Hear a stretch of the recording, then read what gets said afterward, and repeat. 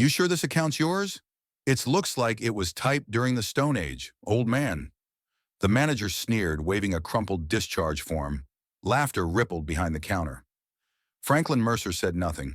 He simply nodded, sat by the window and waited like soldiers always do. All he wanted was to withdraw a few dollars to help his grandson. Instead, what he got was this. That's when the black SUV screeched to a halt outside the bank. A man in full military dress stepped inside, boots striking the tile with authority.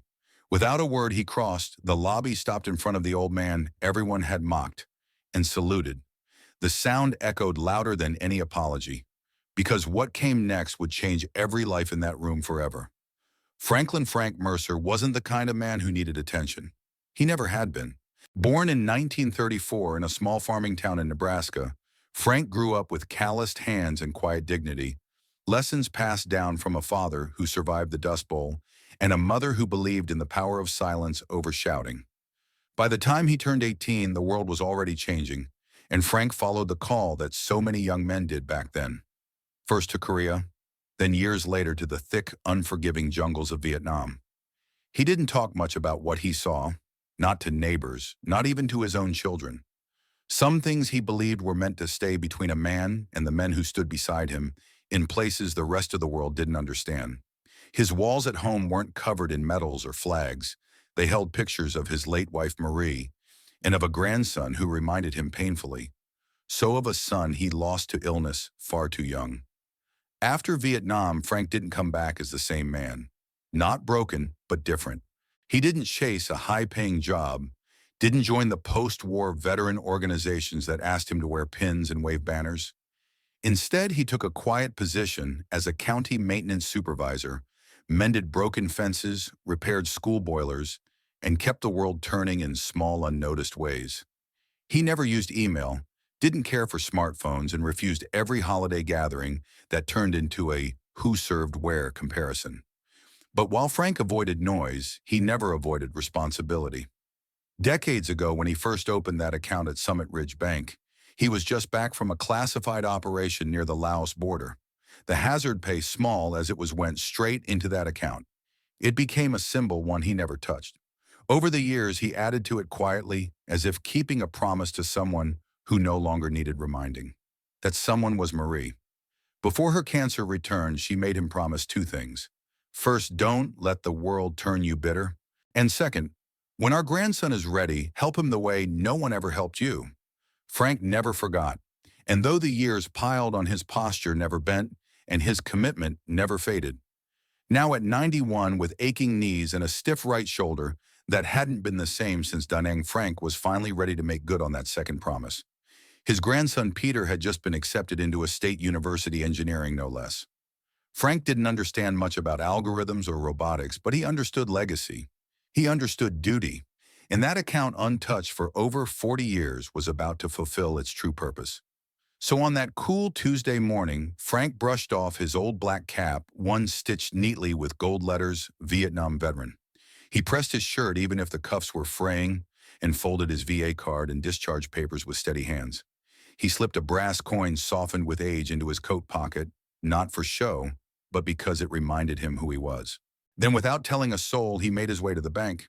He wasn't there to make a statement. He wasn't there to prove a point. He was just there to help his grandson and to keep a promise. The glass doors of Crown Heights First National Bank slid open with a mechanical sigh, letting in a gust of crisp morning air. Franklin Mercer stepped through quietly, his footsteps soft but purposeful against the polished tile floor. The building was modern, clean lines, bright lighting, digital displays, humming with stock updates and savings account offers. Everything about it felt fast, sleek, and new. Everything except him. He didn't look like the other customers that morning. No earbuds, no phone in hand, no impatience in his posture. Just a firm grip on his cane and a folded set of documents tucked into his coat pocket. His coat itself was a little faded, his collar neatly pressed, but the cuffs showed their age. The only bold thing about him was the cap on his head, black with golden embroidery that simply read, Vietnam Veteran. Frank took his place in line like it was a formation. Quiet, unmoving, respectful.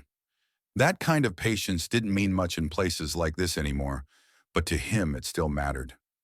At the counter stood Lena, a young teller with a warm smile and a rehearsed cheerfulness that flickered the moment Frank stepped up. She was 24, polite in the way a person is taught to be, but lacking the experience to understand who she was really talking to. She took one glance at the name on the account form, Franklin Mercer, and her brow wrinkled with uncertainty. "Hi there, can I help you?" she asked brightly, already reaching for her keyboard. "I'd like to withdraw from an old account," Frank said. "It's under Mercer. Been a long time." He offered his ID with hands that trembled slightly, not from fear, but from the lingering effects of years spent in colder places than this bank would ever know. Lena took the ID, typed, paused. Something didn't match. "I'm sorry," she said, clicking again. "This account's pretty old. Do you have anything else to verify?" Frank nodded, slipping two creased documents from his pocket, his discharge papers and a yellowed VA card. Lena frowned, unfamiliar with either. She bit her lip and flagged her supervisor. That's when Travis Myers arrived. He came striding out from the back office like he was stepping onto a stage, hair slicked back with gel shirt cuffs rolled up just enough to show off his expensive watch. He had the kind of smile that never quite reached his eyes, and the moment he saw Frank, that smile curved with something meaner. "What seems to be the problem here?" Travis asked. Lena handed him the ID and the papers. "I think it's real," she whispered, "but I can't find any of this in the system." Travis looked over the documents, then at Frank, then back again. He gave a dry chuckle. "You sure this account's yours, sir?" he said, dragging out the word "sir" like it was a punchline. "This discharge form looks like it was typed during the Stone Age." Lena chuckled nervously. Frank didn't. He reached into his coat one more time and set something on the counter, a brass challenge coin smoothed at the edges with time. On its face was a Thunderbird emblem flanked by 7-star symbols, known only to those who had served deep in the black files of military operations. It wasn't flashy, wasn't even inscribed with his name, but for those who knew it was sacred. Travis didn't even look down. "Cute trinket," he muttered. "Anybody can buy those online these days." Then he nodded toward the security guard. "I think we've got another wannabe trying to game the system. Escort him out." The guard hesitated, just for a second, but it was enough. Behind Frank, someone coughed awkwardly. Another customer chuckled, not knowing what was going on, but happy to enjoy someone else's humiliation. And Frank, decorated, battle-hardened, and still standing, simply picked up the coin, slid it back into his pocket, and nodded. No protest, no plea. He just walked to a bench by the window and sat, hands folded, eyes down. The silence that followed wasn't shame, at least not yet. It was discomfort, a tension that grew in the space where respect had been forgotten. Because in that lobby, no one realized they hadn't just brushed off a confused old man. They had just insulted a man who'd helped shape the very freedoms they now use to dismiss him. And in doing so, they didn't just disrespect a customer, they disrespected a generation. Rachel Kim wasn't the kind of person who caused scenes. A former Air Force logistics specialist, she had spent her entire military career mastering precision, discretion, and keeping things running without drawing attention. These days, she worked in defense technology consulting for a private firm just across from the Crown Heights complex. Her morning routine was almost ritualistic: grab a double espresso stop at the bank, and then head up to the third floor for endless meetings and encrypted briefings. But that morning, as she stood 3 people back in line, she noticed something that broke her rhythm. The old man by the window, and more importantly, the coin he just slid across the counter. Rachel froze. For most people in the lobby, it was just a brass token, maybe a collectible, maybe some military-themed novelty item you'd buy online. But not for her, not after what she'd seen. Years ago, Rachel had been invited to a secure operations briefing at Andrews Air Force Base. A retired JSOC colonel had walked into the room. Before he even spoke, he laid a single coin on the metal table. Thunderbird. 7 stars, exactly like the one she'd just seen in Franklin Mercer's hand. The room had gone dead silent that day. Every officer in the room, regardless of rank, had stood without being told. That coin wasn't a souvenir. It was a symbol. It meant you had been there. Deep operations, the kind most people would never read about, not even in redacted files. Now watching a smug bank manager roll his eyes and wave security over Rachel felt something burn in her chest. This man didn't need help with paperwork. He needed someone to see him. Rachel stepped out of line and moved straight to the counter. "Excuse me," she said sharply, voice cutting through the awkward murmur of the lobby. "You just made a mistake." Travis, the manager, looked up, irritated. "Sorry, miss, this doesn't concern you." She pointed to the bench by the window. "That man isn't a fraud. That coin alone outranks every paycheck in this building." Travis gave a short, dismissive laugh. "If he's so important, why isn't someone here with him?" Rachel didn't answer. She didn't have to.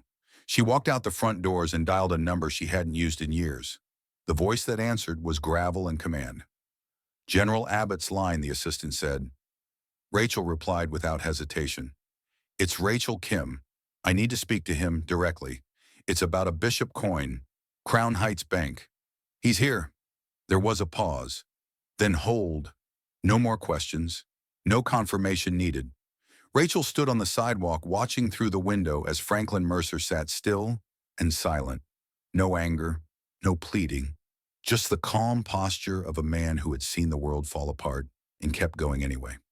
She didn't know exactly what would happen next, but she knew one thing for sure: someone was coming, and this time the bank wouldn't be ready. At Fort Lockridge, the morning was running with military precision. A regional security briefing was in full swing, projectors casting maps on white walls, aides rattling off troop rotation schedules, and the low buzz of caffeinated urgency filling the air. At the head of the table sat Lieutenant General Damon Whitaker, a man whose very posture radiated order. Every medal on his uniform was earned, not given. Every wrinkle in his jacket was pressed to regulation. His aides knew better than to interrupt him unless it was life or death.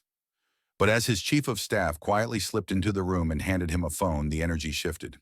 Whitaker's steel blue eyes flicked to the screen. A direct call from a private line, Rachel Kim, a name he remembered. He raised a hand, halting the briefing mid-sentence. "Give me the room." No one asked why. Chairs scraped, laptops shut, and in less than 30 seconds the general stood alone, in the silence of a suddenly empty war room. He pressed the phone to his ear. "Talk." Rachel didn't waste time. "Sir, I'm at Crown Heights First National Bank. There's an elderly man here. Name is Franklin Mercer. He presented a bishop-level challenge coin. They're mocking him, calling him a fraud." She paused, then added, "They don't know who he is." The general's expression didn't change, but he stopped breathing for a beat. "Mercer," he asked slowly. "You're sure?" "Yes, sir. I saw the coin myself." There was no hesitation. Whitaker set the phone down and stood, his hands steady as ever, clenched once. To most people, the name Frank Mercer meant nothing, but to Damon Whitaker, it meant everything. Years ago, when Whitaker was a raw, unproven cadet fresh out of ROTC, he'd found himself stationed at an overseas base in the middle of a volatile region. He was bright, idealistic, but green. The kind of officer who knew all the doctrine, but none of the dirt. That's where he met Mercer, then a grizzled senior officer tasked with training incoming personnel on asymmetric warfare. Mercer didn't raise his voice. He didn't lecture. But when he spoke, even the highest-ranking officers listened, because Mercer had been there. Not in theory and fire, blood, and night. One evening after a failed simulation, Whitaker had stayed behind to reset the terrain. Mercer walked in, handed him a worn canteen, and said quietly, "You don't need to be loud to be a leader. Just present when it matters." It was a sentence that would shape Whitaker's entire career. And now that same man was being humiliated in a public bank lobby. Not on Whitaker's watch. He pressed the intercom. "Get my aide. We're rolling." Seconds later, a uniformed officer rushed in. "General, suit up. We're leaving." "Now." "Where to, sir?" "Crown Heights First National Bank." No further explanation was needed. Whitaker moved like a storm in a bottle-controlled silent deadly. Fury wasn't common in his demeanor, but it was there now, sharp and focused. Not because someone had insulted a mentor, but because someone had disrespected every man who served quietly, who didn't post about it, who didn't demand recognition, but still built the foundations others walked on. Frank Mercer wasn't just another veteran. He was a blueprint, and someone had just tried to erase him. As the SUV pulled around, Whitaker straightened his uniform, adjusted the pins on his lapel, and stared out the tinted window. They had no idea what they'd done, but they were about to learn. The black SUV didn't slow down for traffic lights. It didn't blare a siren, didn't flash red and blue. It didn't have to. It moved like a shadow with authority, cutting through intersections, slicing across lanes. Other drivers didn't question it. They just moved. Something about it, the speed the presence told you it wasn't here for routine. Inside, Lieutenant General Damon Whitaker sat stone, still eyes focused out the windshield. His uniform was immaculate. Every ribbon, every stripe, every gleam of brass was aligned with surgical precision. There was no briefcase, no entourage, no flag on the hood. Just him and purpose. The vehicle came to a full stop in front of Crown Heights' First National Bank tires, grinding softly against the curb. Whitaker opened the door before the driver could exit, stepped onto the sidewalk, and walked forward without a word. Inside, the bank buzzed with its usual weekday rhythm, quiet conversations, clacking keyboards, idle coffee sips. Until the doors opened, and everything changed. The sharp echo of his boots against the polished tile cut through the lobby like a blade. People turned first with curiosity, then confusion, then silence. Lena the teller froze mid-keystroke. Travis Myers, leaning arrogantly behind the counter, raised an eyebrow until his eyes met the rows of stars on the general's chest. He didn't finish his smirk. Whitaker didn't scan the room. He didn't pause to ask questions. He walked with the precision of a man who had led operations on foreign soil, who had given orders in war zones under satellite surveillance, and who had watched men die with their boots still smoking. And now he stood before Franklin Mercer, seated quietly by the window, hands folded over his cane, still wearing that black cap with golden letters, Vietnam veteran. Whitaker stopped, and then without a word snapped into a full military salute. The gesture struck the room like a thunderclap. There was no music, no applause, just the resounding silence of a moment that demanded reverence. Frank looked up slowly, confused at first. Then with practiced calm, he rose. His back was straight, his salute crisp. Though his shoulders ached and his hand trembled just slightly, the motion was precise, like it had been waiting years for this moment. Whitaker lowered his arm and turned his voice, cutting through the stillness, like steel drawn from a sheath. "Who here," he said, not yelling but commanding, "called Colonel Franklin Mercer a fraud?" No one answered. The silence was no longer confused. It was terrified. Travis, suddenly pale, took a step back. His mouth opened, but no words came. Lena looked down, cheeks flushed. Even the security guard, still frozen near the door, shifted uncomfortably. Whitaker didn't wait for confessions. He stepped forward once more and spoke, this time not as a question, but as fact. "This man trained the men who trained me. This man's name is etched in operations that don't appear in history books because the cost was too high. And today in this room you insulted not just his name, but the legacy of a generation who bled in silence." The words didn't echo. They sank. And nothing in that bank would ever be the same. The color drained from Travis Myers' face like a man watching his own career collapse in slow motion. His once slick confidence melted into silent panic as he stood frozen behind the counter, eyes darting for some invisible escape. Around the bank, the air was still. Rachel Kim stood near the lobby entrance, arms crossed, jaw clenched. She didn't smile. She didn't gloat. She simply watched, steady and silent, as Justice, long overdue, stepped forward in full uniform. General Whitaker reached into his coat and pulled out a thick, weathered folder. He placed it on the counter without ceremony. "This," he said, flipping it open, "is the original authorization for Operation Hollow Shield, signed by Mercer, declassified 3 years ago." He slid out another document, a scan of a brass plaque. "Here's the dedication board for Crown Heights Command Base, the original facility built on this land before it became a bank. See the name," he pointed. "Carl Franklin J. Mercer." A laminated commendation followed, "Joint Special Operations Recognition, dated 1972. Then at last a color photograph. A younger Frank standing beside 3-star generals, his face stoic even then. None of the documents were meant to impress. They were meant to remind. And they worked. Lena the teller now looked like she wanted to disappear behind her keyboard. Several customers stood with their mouths slightly open, unsure whether to speak or stay reverently silent. Even the security guard, who had earlier taken a step toward Frank at Travis' command, now stood at attention near the back wall, chin raised as if silently apologizing with his posture alone. Frank, for his part, said nothing. He just looked to Whitaker and gave a faint nod. "I didn't come for all this," he said quietly. "I came to help my grandson pay for school." Whitaker didn't smile, but his voice softened. "Then let's make that happen." And the two men, one in uniform, the other in memory, walked side by side to the teller window. Travis took a step back. Lena stood slowly, her fingers trembling slightly as she keyed in the account number. No one said a word as the printer whirred and the withdrawal receipt slid out. Frank accepted the funds with quiet grace, folded the receipt once, and slipped it into his pocket. No fanfare, no speech. Just the same man he had always been. As they turned to leave the bank behind them, remained in stillness, not out of fear, not even shame, but something deeper. Gratitude, because they had all just witnessed something rare. Not a reprimand, not revenge, but restoration. A man wronged, a truth confirmed, and a legacy reclaimed. Frank walked slower now, the weight of memory heavier than any coin. But for the first time in decades, he didn't feel invisible. And that more than medals, more than titles, was all he ever wanted.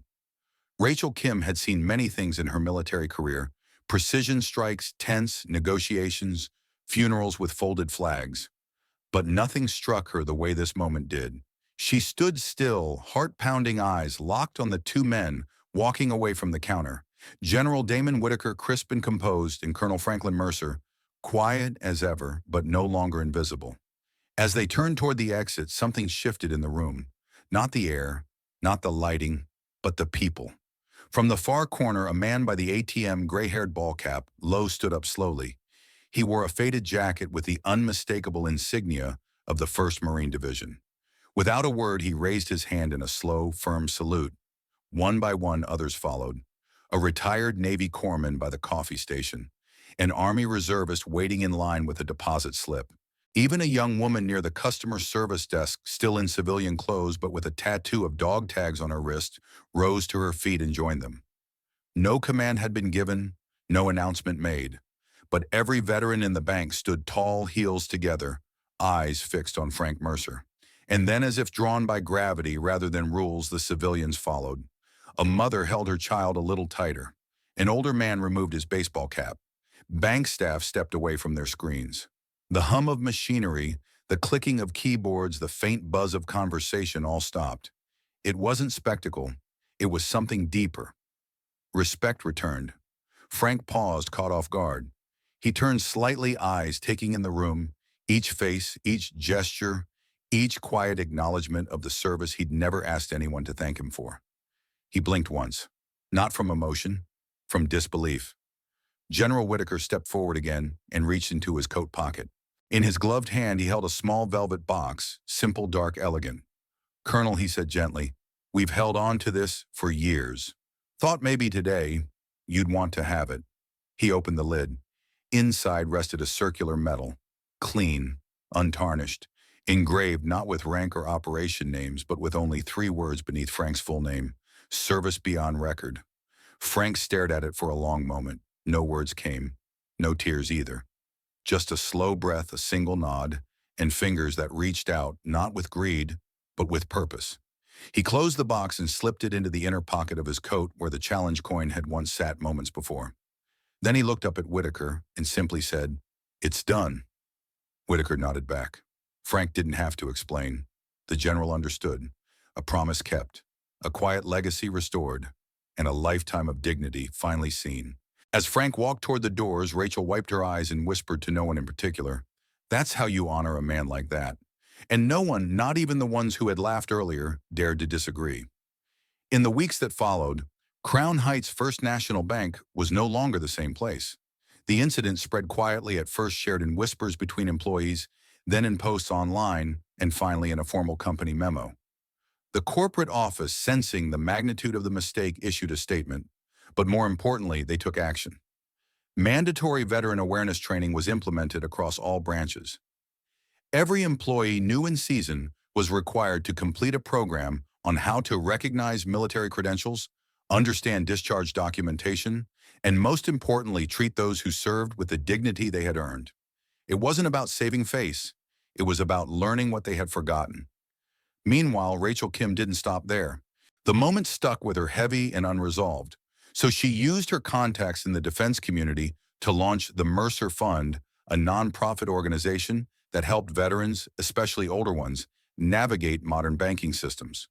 The goal was simple: no one who had served their country should ever feel lost in the system they protected. As for Frank's grandson, Peter, the impact ran deeper than tuition. He watched the entire story unfold through news clips, word of mouth, and his grandfather's silence. What moved him most wasn't the medal or even the general salute. It was the quiet way Frank walked away afterward, as if none of it had been necessary. That fall, Peter enrolled in ROTC, not out of pressure, but out of pride. Back at the bank, one final change appeared near the main entrance, a newly engraved line added beneath the original dedication plaque. It read, "Franklin J. Mercer, Colonel, United States Army Honor and Silence." It didn't list campaigns. It didn't name awards. It didn't need to, because some men are not remembered for the noise they make, but for the stillness they leave behind. And sometimes all it takes is one moment of respect to change how a generation is seen, forever. In today's fast-moving world, where youth, speed, and noise often get the spotlight, stories like Colonel Franklin Mercer's remind us of something deeper: the quiet strength of those who came before us. His dignity wasn't loud. His service didn't need hashtags. And yet, in one quiet moment of truth, a room full of strangers remembered what honor really looks like. Maybe that's the lesson for all of us. In our banks, our offices, even our families, how often do we overlook the quiet man in the corner, the woman with the steady gaze? How many heroes have we walked past without ever knowing? So here's our question to you. Have you ever witnessed or experienced an act of respect that changed everything? Or maybe an injustice that still lingers in your heart? We want to hear your stories. Drop a comment below, because your voice, your memory matters more than you think. And if this story moved you, if it reminded you of someone you love or someone you once were, please consider liking this video, subscribing to our channel, and sharing it with someone who still believes in honor. Thank you for watching, and thank you especially to our veterans for the quiet ways you still shape this country. Because real legacy doesn't fade, it just waits to be remembered.